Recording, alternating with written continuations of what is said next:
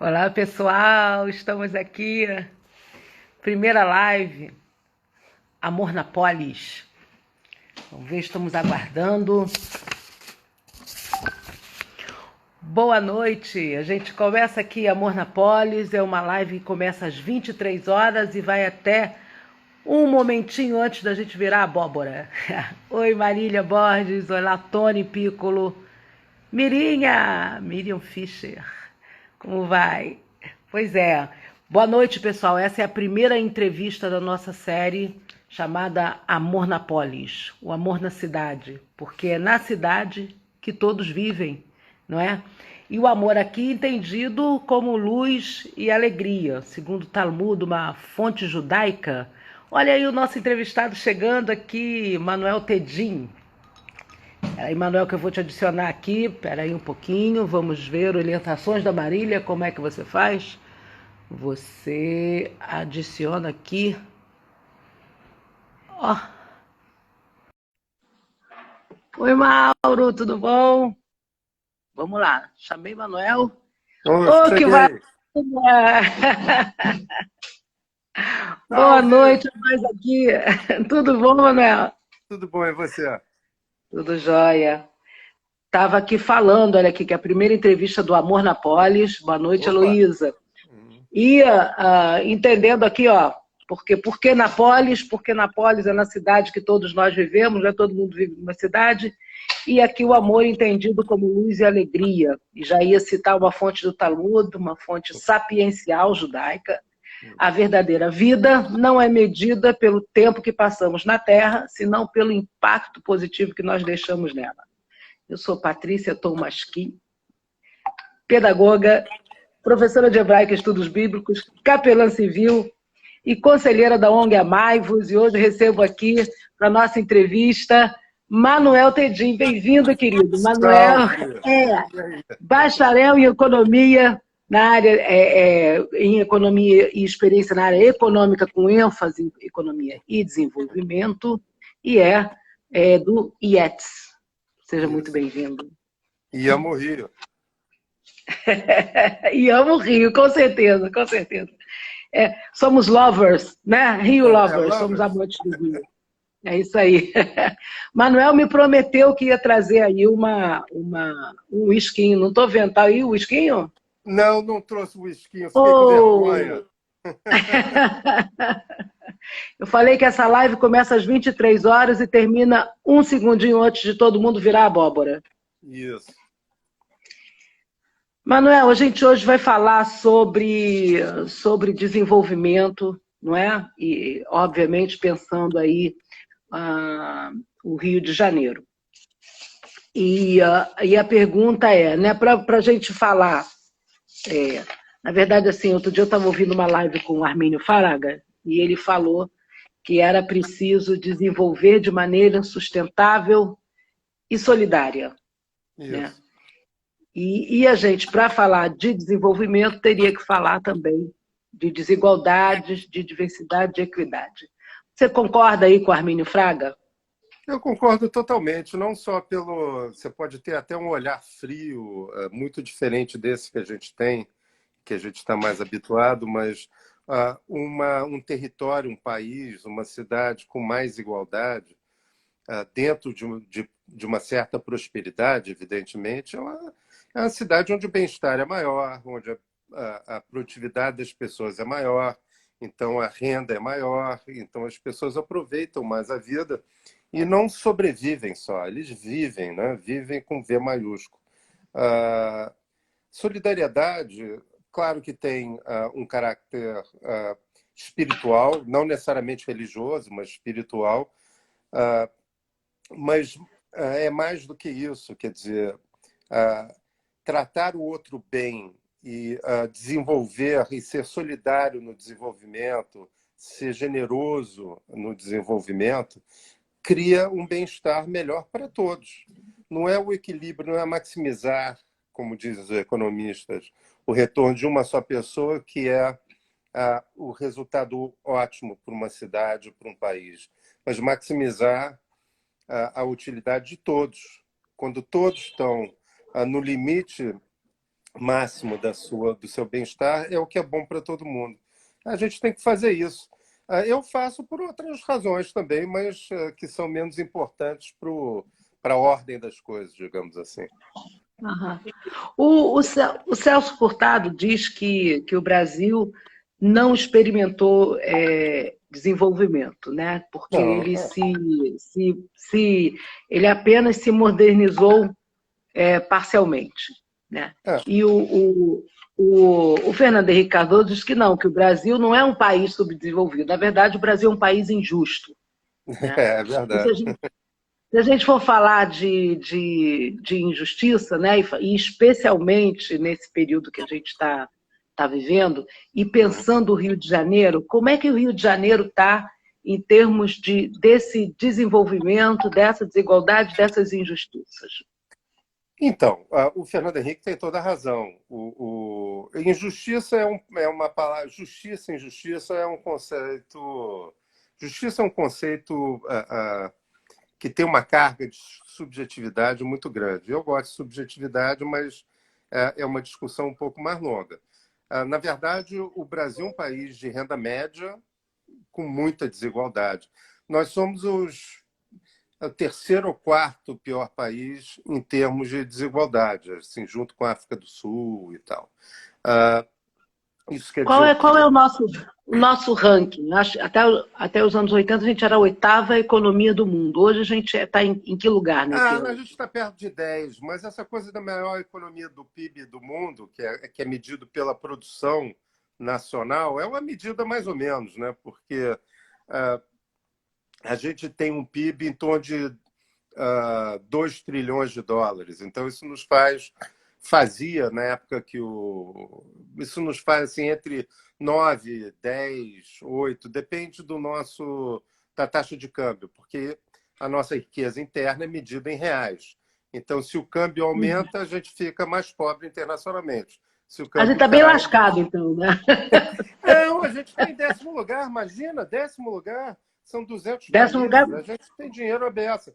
E esse que é o ponto. Só que se você dividir por todo mundo, a gente tem em torno de 8 mil dólares, 8 mil e poucos dólares por ano, né, de renda por pessoa, que é uma péssima medida por várias razões. Mas o problema é que a desigualdade é muito grande. Então, você tem uma proporção pequena das pessoas que detêm quase que essa renda toda. E muita gente com uma renda muito baixa. Para você ter uma ideia, se você... o salário, a renda mediana do trabalho, ou seja, se você juntar o brasileiro mais pobre até o brasileiro mais rico, a pessoa que está bem no meio, ela recebe por ano em torno de um pouquinho mais de 5 mil dólares. E a nossa renda média é 8.500. Isso quer dizer que tem muita gente lá para o topo que tem rendas enormes, muito maiores. Essa distribuição que é injusta. Mas por que isso acontece? Eu acho que essa que é a pergunta que a gente tem que fazer e tentar resolver a partir das causas dessa injustiça, desse Quer dizer, desequilíbrio. os especialistas, até onde eu, pedagoga, não é? E, enfim, entendo disso, dizem que a gente não pode ter desenvolvimento, né, sem pensar a questão das desigualdades, e não podemos pensar desigualdade sem pensar na diversidade e na equidade, né? Então, que aí a gente vai cair numa questão muito importante, né? Um debate importantíssimo, que é a questão das políticas afirmativas, né? O Brasil tem 39 milhões de famílias que são administradas por mulheres e por mulheres de uma faixa, mulheres pobres, né? E isso vai gerando uma quantidade muito grande de pobreza e vai tirando, né? A gente sabe que até os 3 anos de idade você tem todo o desenvolvimento neuronal, então se você não tem uma aplicação aí, você já jogou para o espaço a pessoa aos 15 anos, quer dizer, o Brasil daqui a 30 anos vai estar pior do que hoje, né? Se a gente continuar. Não vai. Que é uma coisa ruim. Isso, mas tudo bem, vamos lá. O Não, Brasil se melhorou você muito, começa. tá? A gente está ainda muito mal, mas se você comparar o Brasil de hoje com o Brasil de 50 anos, o Brasil é muito mais escolarizado, tem menos pobreza em termos percentuais e tal. Quer dizer, não é que a gente está totalmente passado, mas a gente está jogando, há muitas décadas, a gente está jogando oportunidade no lixo. Esse que é o ponto, eu acho.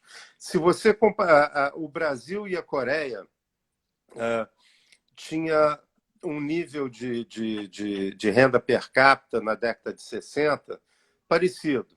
Tá? Hoje, a Coreia tem um nível de renda per capita umas 4 ou 5 vezes, cinco não, mas umas entre 3,5 e 4,5 vezes maior do que a do Brasil. Mas por quê? Eles É, investiram nas pessoas. o que que a Coreia fez? A Coreia investiu em pessoas, mas investiu como? Investiu em educação, Educação, cultura, trabalho. educação. É, o mais importante na desigualdade, tem um monte de coisa que é importante para a pobreza, tá? A pobreza não é um problema unidimensional, é multidimensional. Você tem que olhar para a habitação, para a saúde, para a educação. Tem um monte de determinantes para trabalhar com a oportunidade de trabalho, esse tipo de coisa. Mas o mais importante, que determina, a maior determinante da pobreza é a escolaridade das pessoas. A pessoa tem uma correlação fortíssima entre o nível de escolaridade e a renda. Isso quer dizer o seguinte: quanto mais educado ou escolarizado você é, a maior chance de você ter uma renda melhor. E isso é definitivo, já é estudado desde a década de 50. Um cara chamado Mincer que propôs essa correlação e conseguiu prová-la matematicamente. O Brasil sempre jogou a educação para o lado. O Fernando Henrique, aliás, até conseguiu um grande feito, porque ele conseguiu universalizar o ensino fundamental. O que isso quer dizer? Ele conseguiu que as crianças de 7 a 14 anos, a grande maioria delas, assim, a taxas no final de 97, 96, 98% das crianças na idade de estar na escola fundamental estavam. Isso não era verdade antes do Fernando Henrique. O que aconteceu? Ao mesmo tempo, a qualidade da escola não melhorou.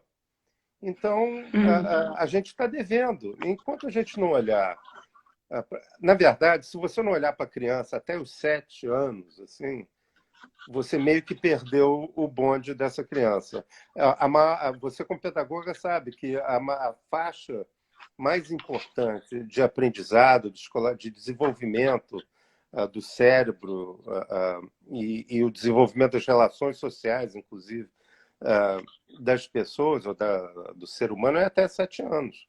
É a fase formativa do cérebro, da capacidade. Dizem que é até os 5, né? Até os 5 você está formando estrutura, depois dos 5 você já está na rede. Né? Então, você Mas tem até os sete ali ele quando entra o vai. pensamento mesmo. Você chega, ainda tem jeito. Claro, quanto mais cedo, mais jeito tem de recuperar e tal, evidentemente. E a gente esquece isso. O Brasil não olha para essa questão.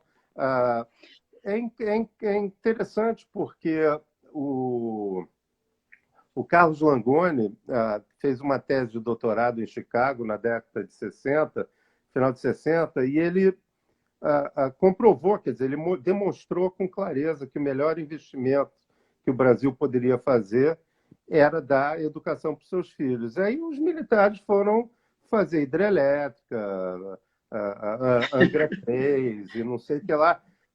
Tudo bem, mas, cara, não é isso. Esqueceram da escola. Então, sem uma rede de proteção para as famílias que tenham crianças em casa, nada vai acontecer.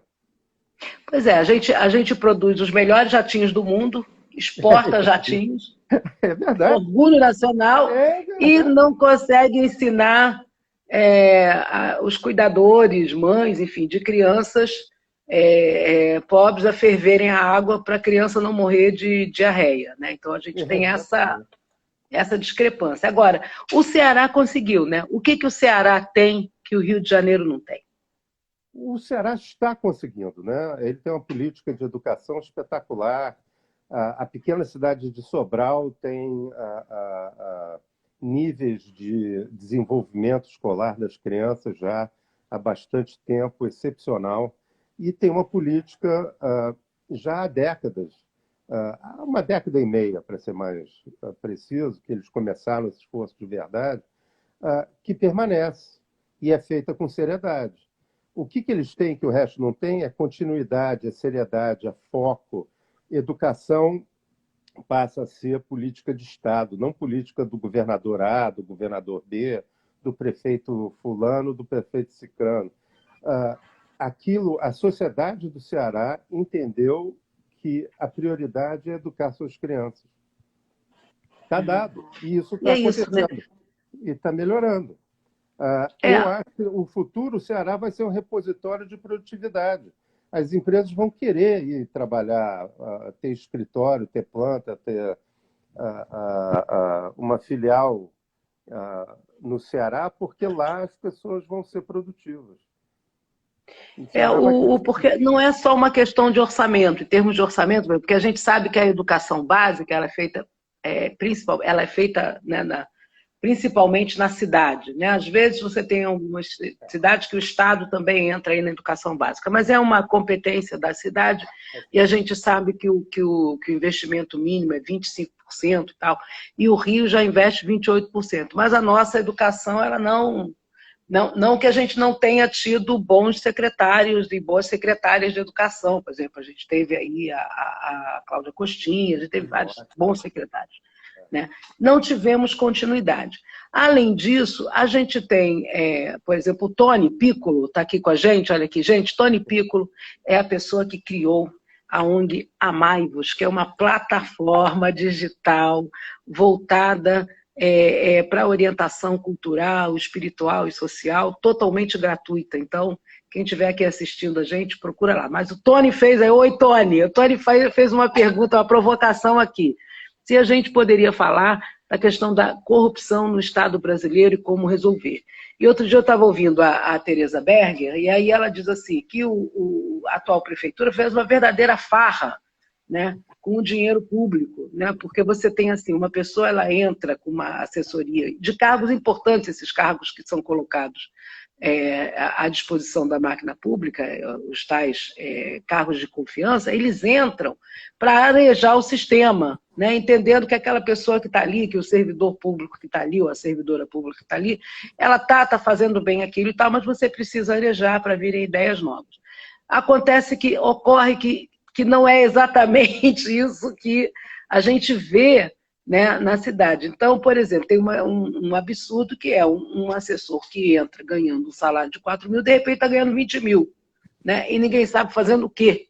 Então, o Tony faz essa provocação para a gente e eu faço ela direto para você, né?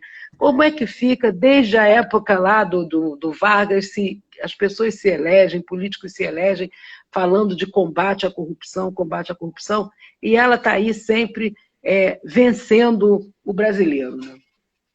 Olha, a corrupção é um problemaço, porque inclusive gera um exemplo pior possível, mas a maior corrupção que eu vejo dentro da política é o descaso em fazer política de qualidade, em fazer política voltado para o cidadão. O que acontece é que as pessoas fazem política para se manter na política, para os pequenos favores, para criar suas redes de suporte, de apoio, para continuar na política eternamente. Isso é uma lástima absoluta. As pessoas não vão para a política como regra. Tem muito. Aliás, eu detesto generalizar, porque tem uma meia dúzia aí que é espetacular, muito acima da média de fato. Mas a maior parte dos políticos vão lá para fazer um ganha-pão, fazer um negóciozinho, tal, para ter mobilidade social. Tem gente que quer subir a ladeira da sociedade através da política. Para mim, essa é a pior corrupção. Logo atrás vem a corrupção de fato, né? O roubo descarado. Isso é uma coisa que é absolutamente deplorável. esse é o problema. E aí, onde que está esse problema? Porque a gente não tem instituições de qualidade. O Brasil não conseguiu uma arquitetura institucional que garantisse qualidade e um empenho pela população.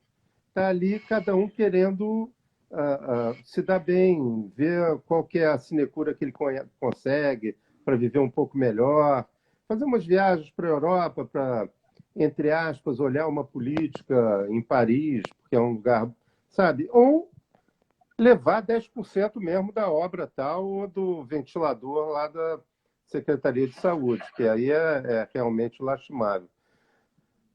O que a gente precisa é de instituições e brigar por ter instituições que realmente colaborem ou facilitem o caminho do desenvolvimento.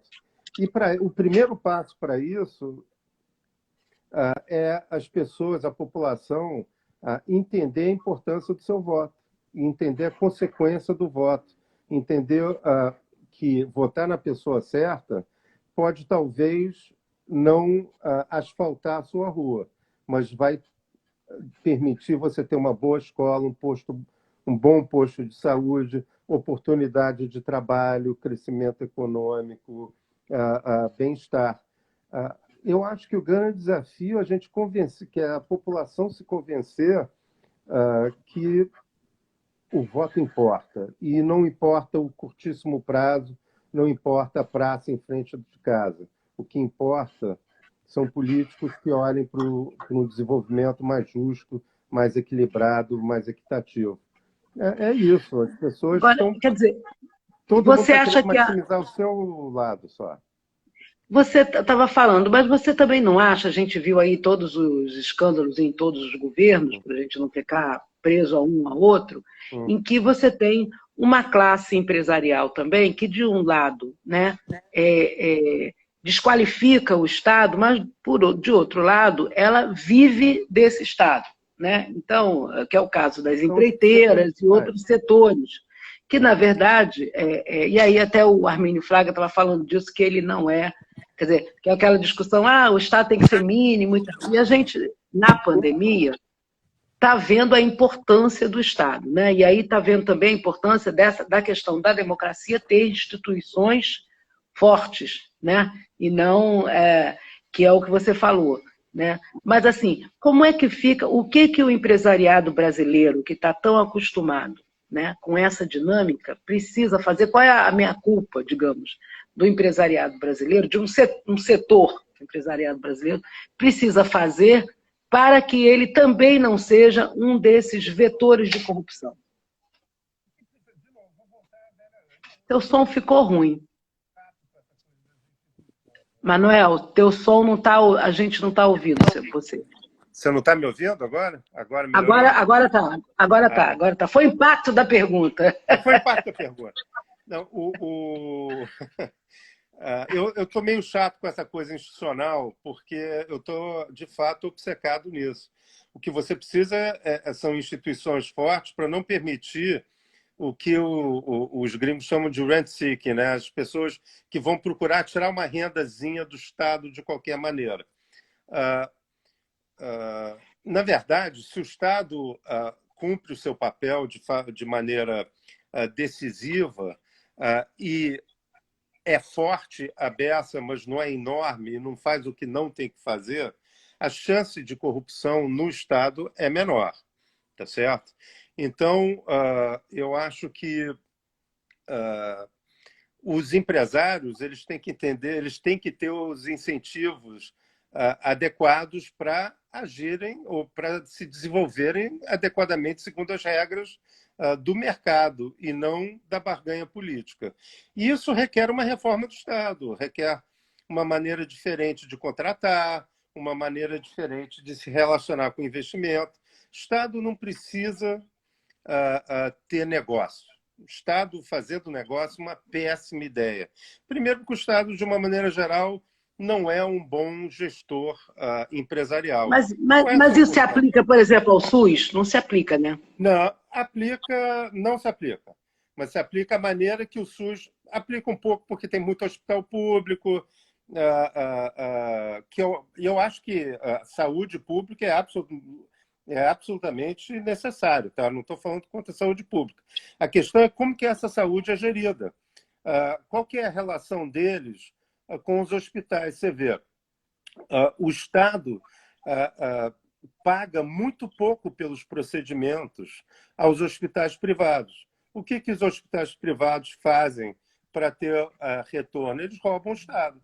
Então, em vez. Rapaz, o que eu ouvi Mandetta ontem, numa live, e o Uhum, Mandetta fez uma análise fantástica, assim, que eu entendi um pouco o que é que ele fala, que o Rio de Janeiro especificamente, porque a gente foi capital federal e tal, a gente tinha uma infra de. política que era uma política baseada naquela ideia da misericórdia. Né? Então, você tinha a política da misericórdia, que era a política Isso. das santas casas, e você tinha, Uhum, por outro lado, a questão dos hospitais das corporações. Então, você tinha o hospital isso. da polícia militar, o IAPAs. hospital. É. E aí isso muda com a Constituição de Uhum. 80 e passa por um outro modelo. Uma E consolidação. um dos problemas que ele fala é justamente essa questão de você pagar, né? Primeiro, de você pagar pelo paciente, né? Então, pelo usuário, né? Que isso Uhum. no entendimento dele é uma coisa, não é nenhuma questão de. A discussão não estaria em que você paga pouco ou paga muito. Né? Porque a gente precisaria também de uma avaliação, né? Quanto é que custa um serviço que Mas, você precisa oferecer. Então, a gente vai entrar aí numa história que não tem fim, não é? Que não tem fim. mas esse a maneira como os preços são estabelecidos, os contratos são feitos na relação Estado-setor privado, é péssima. Então, na verdade, você teria. Eu não sou especialista em economia da saúde, mas você tem que ter um Somos dois. sistema onde o preço dos atendimentos seja equilibrado e não determinado por uma das partes. Como Aí, fazer isso? Eu vou deixar os especialistas decidirem. Agora, que então, certamente a imposição mas de aí está a preço base pessoal, aí tá a base da corrupção, porque assim, o no caso da empresário vem saúde, certamente. Ué, claro, e e se não faz um for. acordo e depois você falou, ele rouba o Estado, né? Ou seja, O a que gente está no acontece? campo da ética. Né? Não, olha só, a alternativa é, você não está me pagando, eu vou me descredenciar, tá? Então, eu não estou dizendo que eles estão certos em roubar o Estado, eu estou dizendo que o sistema de chegar ao preço, de formação de preço desse mercado é equivocado. É um eterno pagar menos do que custa o hospital e aí a maneira de pagar é por pessoas atendidas, esse valor não é adequado, e aí os gestores menos eficientes começam a achar espaço. Claro, aí você pega hospitais de qualidade, que têm eficiência, que sabe se organizar, e eles conseguem fazer naquele preço. O sistema tem que mudar. Como é que vai ser feito? Eu não sou especialista em economia da saúde, mas é preciso chegar a uma formação de preço que faça mais sentido do que o atual. Outra Você coisa que acha, acontece. você acha Fala. que a gente, que nós, né? E aí, brasileiros, mas especificamente fluminenses e cariocas, que a gente é muito condescendente, né? Com, com esse com esse raciocínio, a gente é muito condescendente com determinados processos que podem reforçar a corrupção. Quer Não tem dizer, a menor dúvida. a gente Olha só, tem teria aquela velha história, Patrícia, tem aquela velha história de uma pesquisa que eu não sei quanto que isso é verdade ou se é piada, mas é uma boa maneira de ver as coisas. A pesquisa vem cá, você é honesto? Eu sou honesto. 98% das pessoas dizem que é honesto. E o brasileiro é desonesto? 98% acha que o brasileiro é desonesto. Quer dizer, tem um problema aí. O que acontece é Aham. que a gente é muito criterioso com a desonestidade dos outros, mas quando chega na nossa hora, aí paga o guarda para não ser multado, para não ter uma multa na minha loja, ou facilita, deixa o cara, não, tudo bem, toma aqui mais 20 centavos, vê se você põe meu processo na frente, viaja e traz um contrabandozinho, que é uma bobagem. Ele trouxe um aparelhozinho de som e tal. Isso é caixa 2, entendeu? Você não está. Uhum. A questão é de você assumir um comportamento que seja de fato adequado, enfim, conforme o que você fala, né? Uhum. Ah, tem, tem aquela velha história que está no Novo Testamento até, que fala de que a fé sem obras ela é morta, né? A fé sem obras é morta, não é que você tem que fazer necessariamente caridade, você tem que agir conforme a sua fé, ou seja, você tem que agir conforme você pensa. Uhum. Os marxistas no começo do século XX vaticinavam, né, que a prática como critério da verdade. Quer dizer, não basta o seu discurso, não basta o seu julgar dos outros, o seu comportamento tem que ser igual. E aí as pessoas sentem um pouco mais, né? Quer dizer, aí o brasileiro é um pouco preguiçoso. Ah, não, a Não gente estava pode, falando. vai para a praia, não pode ir à praia, não pode ficar na praia. Então, eles, quando chega o guarda, todo mundo vai para a calçada. Aí o guardinha municipal vai embora, todo mundo volta para a praia. Sabe, são as pequenas coisas, é o comportamento. A gente entender que a gente é um ator social, que faz parte de um todo. Tem essa coisa, né? Porque ao mesmo tempo a gente tem uma característica de ser muito cordato, de ser né, muito sociável e tal. E aí eu queria resgatar aqui para a gente falar um pouco da cultura, né? Nós somos Uhum. uma, quer dizer, eu estava vendo também uma live aí do Nizam Guanais, e ele estava falando que a economia, é possível, né, que a economia sobreviva sem cultura, e Nunca. especialmente na cidade do Rio de Janeiro, né? A E, sociedade e não vive sem cultura. A cultura é a nossa referência, é para onde a gente vai para entender que a gente é. Né? Cultura é essencial na formação da pessoa e na formação da sociedade. Não existe desenvolvimento sem cultura, esquece isso. Tem uma história que dizem que é do Churchill, que eu não sei se é verdade, mas se não for, a história é boa de qualquer jeito. E lá, lá em 41, por aí, ele estava lá com o ministro da Fazenda dele, discutindo orçamento de guerra, né? Canhão, bala e tal, como é que arruma dinheiro, bônus de guerra, como é que a gente faz e tal. E aí estava lá o ministro, corta isso, corta aquilo, ó.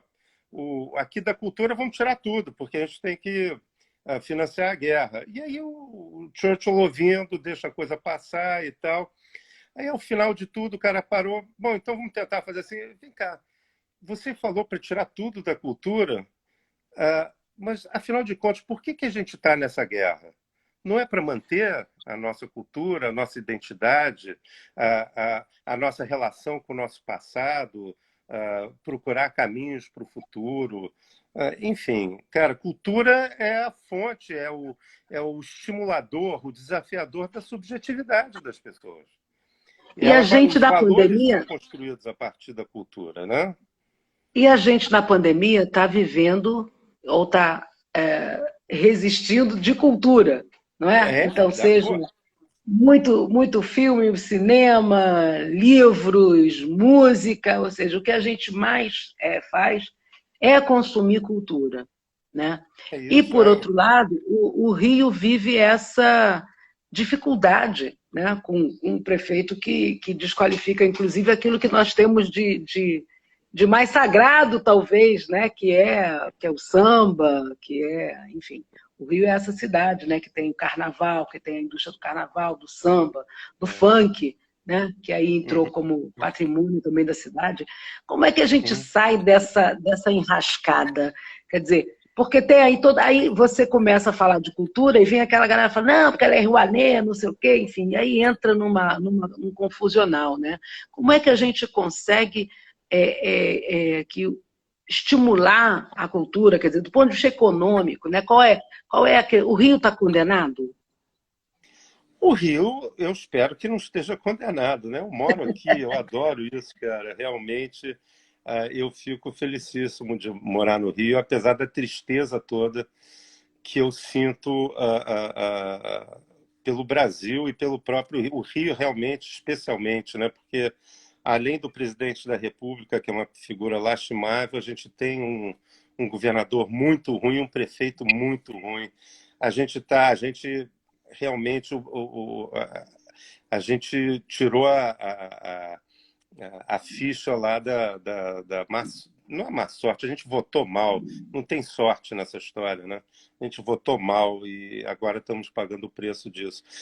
Não tem uma solução fácil para a cultura. O Rio de Janeiro é o repositório, eu acho que o Rio de Janeiro ainda é o maior centro de formação e de irradiação da cultura do Brasil. Claro, estou falando mal de São Paulo, São Paulo está produzindo. A novidade acontece aqui. A Bahia é espetacular, claro que sim, mas aonde que as coisas acontecem de fato, em termos da cultura se consolidar, eu ainda acho que é o Rio de Janeiro. E aqui a gente tem pessoas que, inclusive, têm resiliência, né? Por acaso eu vi que a Cátia está aí, mas não é por isso, mas aqui tem a Biscoito Fino, por exemplo, cara.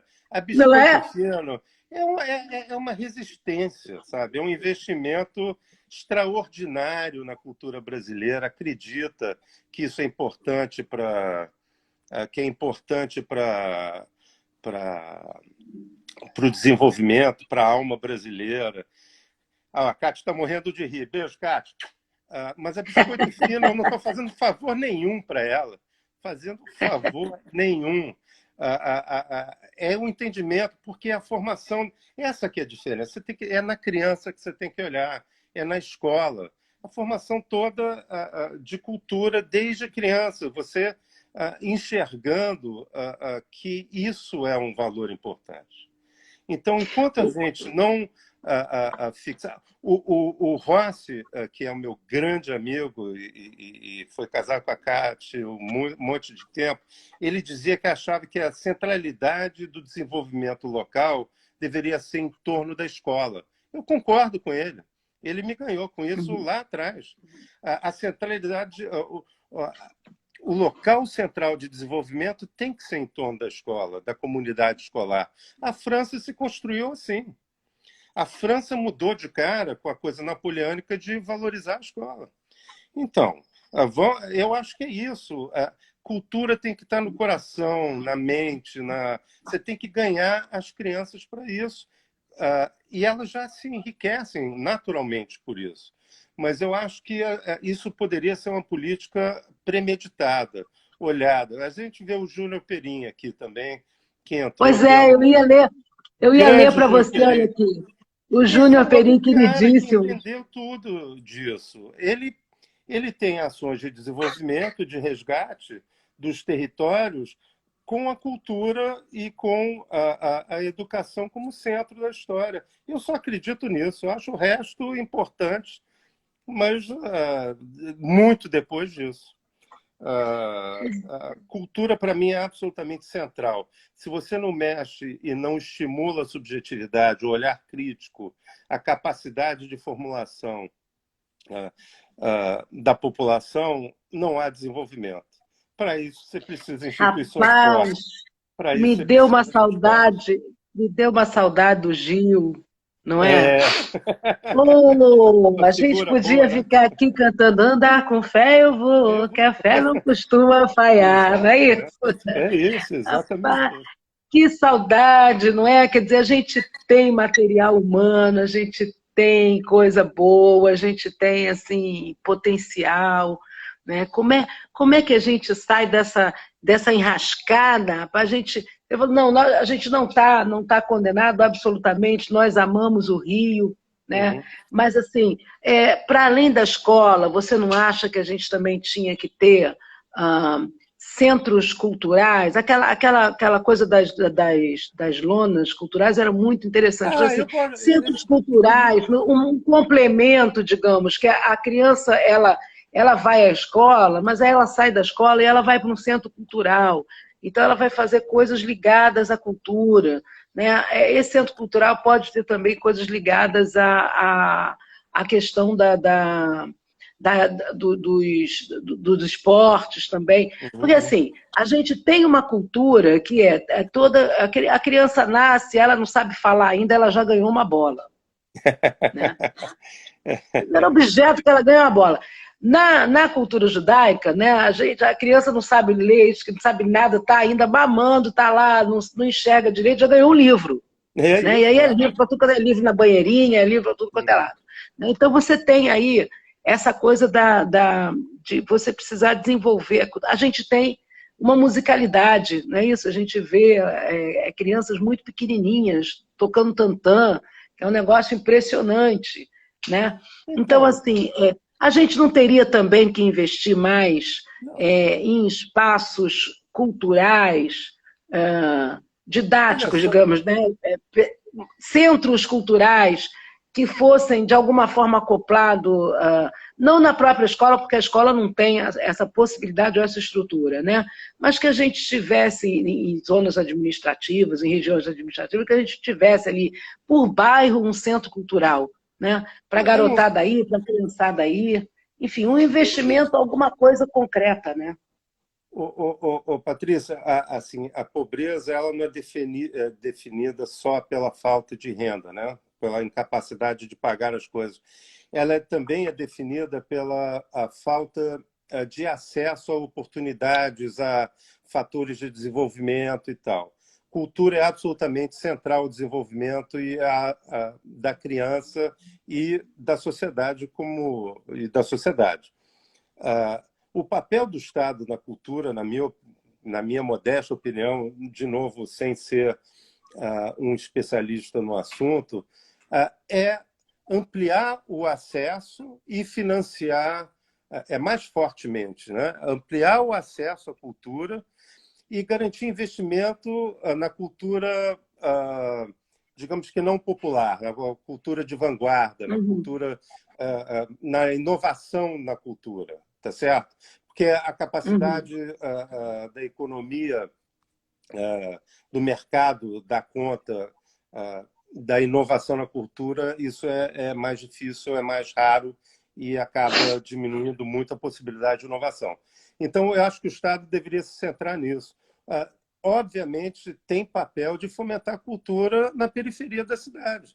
As periferias Claro, estão aí sedentas e são grandes certamente. produtores culturais. Não é por falta de cultura na periferia. Eles são produtores de cultura, mas é a falta de difusão da cultura da periferia de forma adequada. Eu acho que você tem toda a razão. O Estado tem uma responsabilidade enorme de fazer isso, sempre. Aí meu lado liberal, sempre com responsabilidade fiscal, com contratos Claro. adequados, com políticas que são avaliadas para saber se funciona, se não funciona, com instituições fortes que conseguem entender se as pessoas estão aplicando o dinheiro com qualidade ou não, esse tipo de coisa. Então, eu acho que o Estado tem um papel fundamental. As lonas culturais funcionaram muito bem durante um bom tempo. Agora, isso tudo precisa de gestão, você precisa de uma quantidade enorme de júniores perins pela vida para Muitos poder Júnior fazer isso. Perins. Muitos, muitos. Tem outros, não é? Eu estou falando do Júnior porque é meu amigo e eu estou vendo ele aqui. Aliás, ele como Nosso bom amigo, hein? tesourista, Nosso, hein? Você e não ele como rouba o bom Júnior só para tesourista você, não. lembrou aqui com toda a razão dos CIEPs. Ele tem razão. A Isso. ideia dos CIEPs, eu tenho muita questão com a maneira que foi implantada.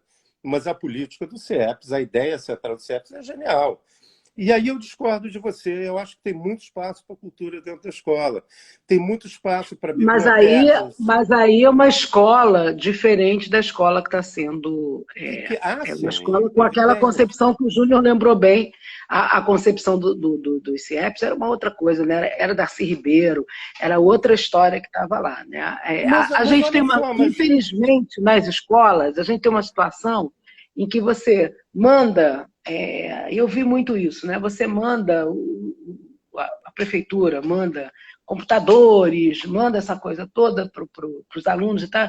E aí isso tudo fica dentro de uma sala trancada, com grades, com uma pessoinha que tem essa chave, entende? Isso vira alguma... Fora o Quando você tiroteio lá tem, fora, né? né? Quando você tem, por exemplo, em outros países, eu vou citar Israel, porque é onde eu conheço assim, muito bem, né? Você tem, desde o berçário, você tem computador na sala que o bebê sobe. Eu fui no Japão, o Japão é um negócio impressionante, eles têm bibliotecas para bebês.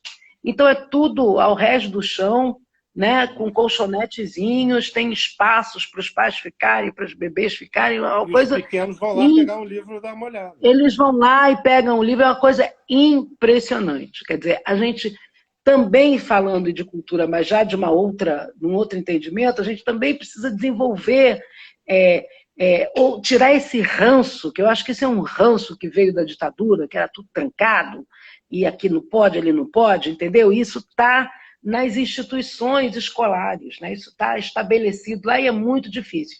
E aí você associa isso a um suposto cuidado. Eu lembro que a Cristina Pereira, amiga queridíssima, né? Ela teve algum cargo de gestão na Funarte, né? E aí ela contava, ela falou, estou enlouquecendo, Patrícia, estou enlouquecendo. Que tinha uma senhora lá, uma servidora, que ela xerocava absolutamente tudo e levava para casa dela.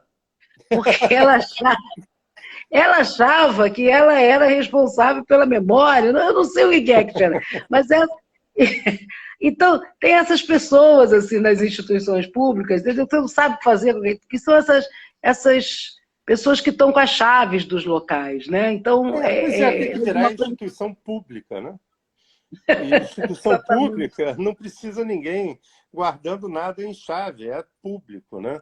Eu acho que tem várias coisas que você pode fazer na escola que tem a configuração física e com o orçamento atual que dá para melhorar muito essa parte cultural. Biblioteca é uma delas. Não se tem bibliotecas escolares adequadas por preguiça. É pura falta de vontade política de fazer. É uma política relativamente barata, quer dizer, dentro da ordem dos investimentos em educação, é uma coisa possível. E a criança se habituar à leitura desde pequena faz a diferença do mundo. Quer dizer, ninguém aprende a ler com 25 anos, assim, no sentido mais... Claro que as pessoas aprendem a ler. A massa das pessoas, a população não aprende a ler. Você não forma uma cultura de leitura aos 15, 16 anos e muito menos aos 30. Você forma essa cultura aos 6, 7 anos. Eu lembro, aos 7, 8, 9 anos, eu lembro que eu por razões familiares, meu pai era diplomata, eu estudei fora do Brasil quando era bem pequeno. E eu fazia, sem brincadeira, no segundo ano do fundamental, terceiro, era muito simples, mas eu já fazia resenha de livro. Eu tinha um livro lá que era dentro da minha capacidade de leitura da época. A professora dava um livro, você levava para casa, na semana que vem você tinha que trazer uma pequena resenha. Claro que era uma coisa super tosca, mas você já tinha uma política de incentivar, de levar a leitura para a criança.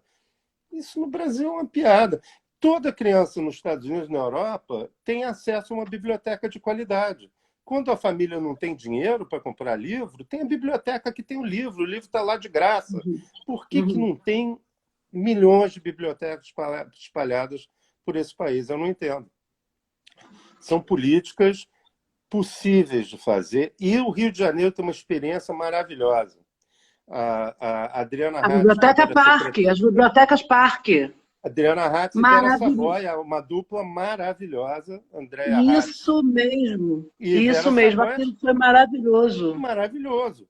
É um modelo mais caro, mas também é um modelo muito estruturante e que dá conta da vida daquele espaço. Em geral, era em favelas, né? Quer dizer, tem a do centro da cidade.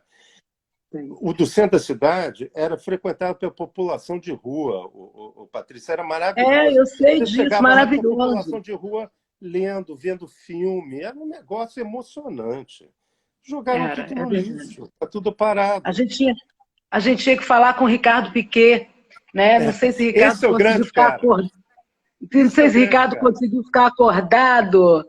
Ele falou, vou lá ver, vou botar o relógio. Pelo visto, o despertador não foi. Não Mas Ricardo funcionou. é o grande cara, né? Dessa E, aqui.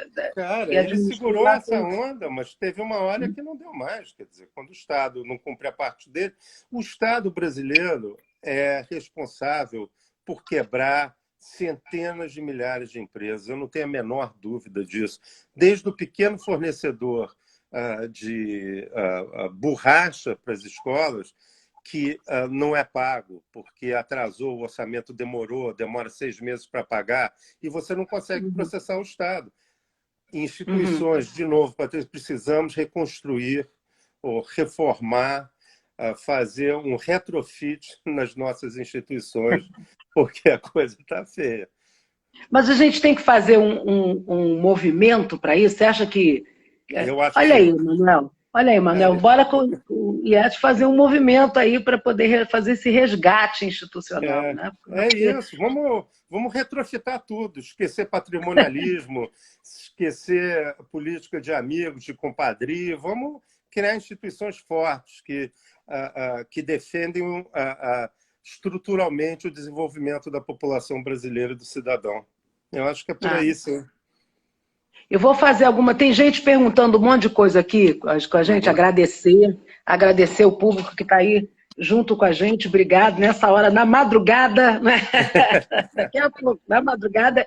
Mas aqui temos o jovem, o Gabriel Richards, ele faz uma pergunta. Ele pergunta como tornar a questão econômica uma questão mais acessível aos mais jovens em geral. Nós seremos os futuros gestores e precisamos de mais proximidade com o tema agora. Eu acho que o ensino ele é muito pouco, ele é dado de maneira, e por isso os resultados são ruins. O ensino, de uma maneira geral, no Brasil, é dado com tem muito pouca relevância para o aluno, porque ele não reconhece o seu entorno, ele não reconhece a sua realidade no que ele está aprendendo ali. Ele tem toda a razão. A economia, trabalho, são todos empreendedorismo, isso tudo são assuntos que Uhum, são relevantes na educação. Eu não acho que deveria ter uma aula de empreendedorismo obrigatória para todos os alunos do ensino médio, mas você uhum, deveria ter a possibilidade, e a lei agora caminha para isso, e requer que as escolas de ensino médio levem isso. Você precisa ter aulas de integração profissional no ensino médio. Ou seja, você deveria ter, dentro dessas possibilidades, aprender a tocar o seu negócio. Quer dizer, os alunos que têm interesse em empreender deveriam ter oportunidade de aprender o nível básico de empreender no ensino médio. Quando você estuda matemática, e aí eu acho que é no fundamental, você deveria dar exemplos de poupança, de despesa familiar, uhum. de pensar o futuro, guardar e gastar aos pouquinhos. Enfim, isso tudo entra com muita facilidade em geografia, em matemática, em ciências. Essas coisas você precisa. Você que é pedagogo, eu não entendo nada disso, eu estou falando de uma questão de bom senso, tá? É coisa de economista que gosta de falar de todos os assuntos de forma um pouco Olha, irresponsável. a gente, Mas eu pois acho é, que a é. gente, mas Mas eu, esse é o papo do Amor na Polis. Aqui ninguém tá fazendo tese de nada. A então, gente está. eu acho que a realidade das pessoas, a escola tem que preparar as pessoas para aprender a aprender. Eu acho que o principal é aprender a se comunicar, aprender a ter raciocínio lógico e, principalmente, aprender a aprender. Porque a vida vai ser cada vez mais aprender a vida inteira, o tempo todo. E precisa dar interesse e ser prático. Você precisa, na hora que você está estudando matemática, entender para que aquilo serve. Para economia. Economia faz parte da vida das pessoas, faz parte Eu das tive, eu relações tive, eu sociais. tive bons, eu tive bons professores. Eu sou filha de militar, então eu nasci no Rio de Janeiro, mas eu viajei muito, né? Porque meu pai era transferido, ele foi superintendente da navegação de São Francisco. Então, Nossa, eu, eu morava em nossa, coisa Juazeiro da rica, Bahia. hein? É, é. É, eu morava em Juazeiro da Bahia e atravessava, né, a ponte, atravessava o Rio São Francisco para estudar em Petrolina, que já Hum, era Pernambuco, né? isso. E, mas, enfim, depois em outros lugares, a gente foi lá para Minas, perto da represa de Furnas e tal, e eu e a gente estudava em escolas públicas, né? Porque Claro, os filhos dos militares iam para a claro. escola. Eu só fui estudar escola privada quando eu voltei ao Rio de Janeiro, e aí eu fui para a escola judaica, né? Mas até então eu estudava em escolas públicas. E eu tive excelentes professores. Então, tem coisas assim que eu aprendi, nessa coisa prática que você fala. E eu acho que Isso. aí, porque o Nordeste é mais antenado com esse negócio mesmo, né? Não sei o que é, mas enfim. Porque você tem. Você aprendia assim, você aprendia as leis de Newton, aprendia essas coisas, mas você aprendia isso na pinça. Por que a pinça tem força para pegar a tua É, sobrancelha e o outro não tem? O é isso, alicate, qual a diferença do alicate para tesoura? Enfim, isso. e aí tem coisas assim que eu tenho isso internalizado, mas é porque tive uma boa base de uma educação muito, muito trazida, né? Hum, Canalizada para o dia a dia. Né? Então, sei lá, perdeu o diafragma da minha panelinha de, de cozinhar arroz. Olha o é, papo, perto da meia-noite. Aí eu falei, meu Deus, o que eu faço? Porque aquilo é uma maravilha, porque eu não sei mais fazer arroz na outra panela. Né? E aí é uma válvulazinha, que ela tem um espaço interno, e eu falei, pô, não tem mais aquele diafragma, ele caiu, o que eu faço? Rapaz, eu fiquei pensando, falei, cara, vou fazer duas bolinhas vou fazer duas bolinhas pequenas de alumínio, hum, botar ali dentro da válvula, porque o negócio da válvula é o seguinte, tem que ter a válvula, porque senão a pressão explode a panela, não é uma panela de pressão. é claro. Tem que sair ali o vapor, mas não pode sair o vapor todo, senão aquele troço não funciona. Eu falei, cara, vamos botar duas bolinhas, porque com o movimento, eu pensei em botar uma, eu falei, não, talvez ela pare e saia. Aí Com o toca. movimento, as bolinhas vão ficar. Até lembrei do Museu da Manhã, que tem uma escultura lá que fica assim, sonhei com aquele troço. Falei, vou botar aquilo lá dentro. E aí, deu resultado, entendeu? Porque aquela bolinha fica ali, ela fica girando com o vapor, o movimento todo, e aí não sai o Não vapor. toca, Quer é dizer, claro. resolve a pressão e não sai vapor. Mas são coisas assim do dia a dia, né? Que você E você, aplica esses. e você talvez tenha chegado a isso porque você estudou, teve um professor seu de ciência É, que te dava exemplos normais. Então, a questão da economia, das finanças domésticas e tal, isso tudo pode ser internalizado nas próprias matérias. Porque todo mundo começa a querer inventar matéria obrigatória, né? Isso eu acho Manel, é, temos meia-noite. 1 minuto para a gente virar abóbora. Então, eu Não queria que custa nada. desse 1 minuto é seu. Primeiro, eu te agradecer muitíssimo, agradecer ao Tony Pícola, todo o pessoal da Maivos, por ter me feito aceitar esse desafio. Eu amei, mas eu quero te dar esse tempo para você definir, Manuel Tedim, o amor na polis. O que é o amor para você? O amor, para mim, não. Essa é desonesta, O essa amor na pergunta. Porque essa polis, o amor na pergunta é muito polis. difícil. Não, eu entendi. Cara, o amor na polis é entender que o desenvolvimento solitário não existe. Que o avanço, o progresso solitário não existe. Só existe o vinte desenvolvimento. e cinco segundos, hein? Tá, só existe o desenvolvimento da sociedade. Então, é o amor ao próximo, é desenvolver todo mundo junto. Eu acho que é por aí. Com instituições fortes, só para não para insistir. Constituições fortes. Olha aqui, amor na polis, eu te amo, você é um amigo queridíssimo. Um beijo grande. Um beijo Boa enorme. noite, pessoal.